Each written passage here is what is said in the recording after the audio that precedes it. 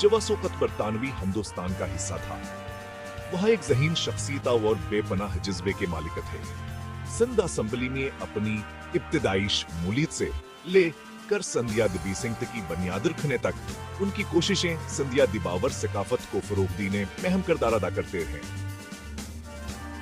लेकिन जीएम सीध की मीरास उनके सिंधो देश के तस्वुर के लिए मशहूर है।